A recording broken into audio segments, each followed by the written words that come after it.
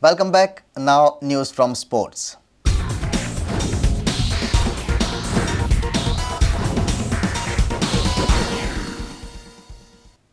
Dr. Shekhar Salkar has accused Goa Cricket Association President Diana Narvekar of committing cricketing fraud.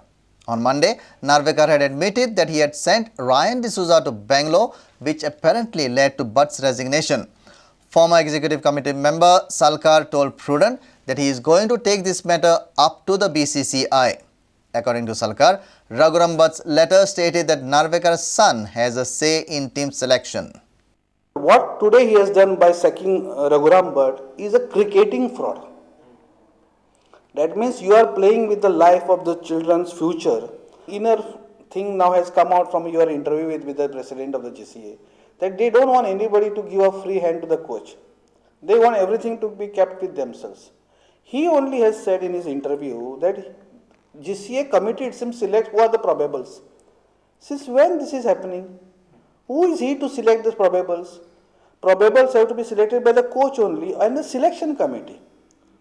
GCA committee, executive committee has no right on cricketing terms. Who is play cricket, who is a good player, who is a bad player. He is clearly telling. He is telling that we thought that the two bowlers are not enough. We want one more bowler. Who are you to decide? You have no say in this matter. That means you are interfering.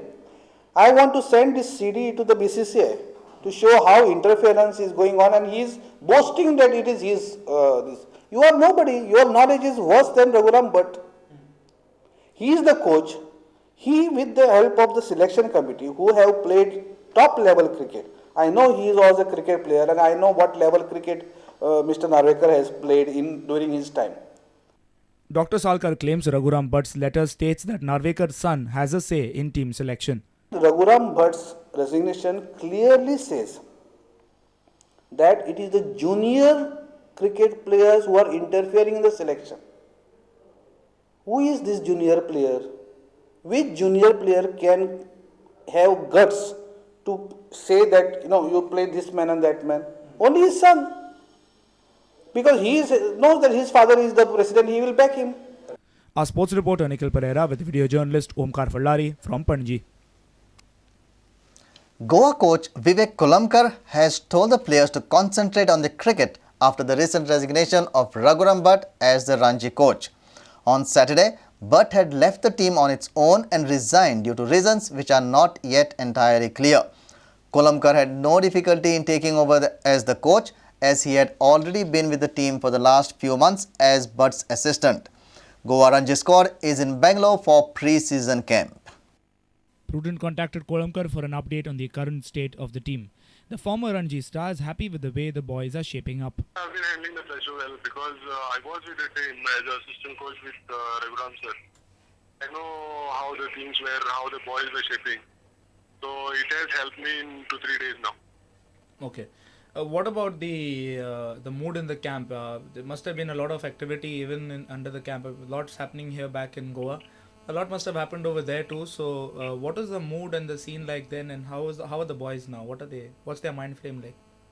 You see, after taking the charge from Raghuram sir, Yeah. I spoke to the boys straight away that we have to concentrate on our cricket because we have very little time at hand to prepare for the big event. And the boys are shipping well. They are giving their best. We played 2 practice matches and we won both of them. So the intensity is very high. In the first match, we played against KSA team. They had a good side. Both the sides were very good. And in the first match, Swapnil got 100. Then Keenan got 38 odd. And Rohit got some runs. Okay. And in the second match, this Keenan was got 50. And we bowled very well. In fact, Ganesh Narvekar, he got 4 wickets. Okay. He bowled a good spell, 6 overs, 17 runs and 4 wickets. And Robin D'Souza 3 wickets. It was a good team effort actually. With bureau inputs, our sports reporter Nikhil Pereira. Government College Khandola thrashed PES College by a dozen goals in the Intercollegiate Football Championship. Kakula College, Government College Kepe and SS Dempo College all won the matches on Wednesday. The tournament is being played at the university grounds in Talegaon. Government College Khandola beat PES College by 12 goals to nil. Sanket Zotkar scored 5 goals, whereas Nevin Fernandez too scored 5 goals. Pralay Gaude and Gaure Saval scored a goal each in the drubbing. Kakula College beat VM Salgaonkar College by 4-2 in the tiebreaker after the match ended in a goalless draw.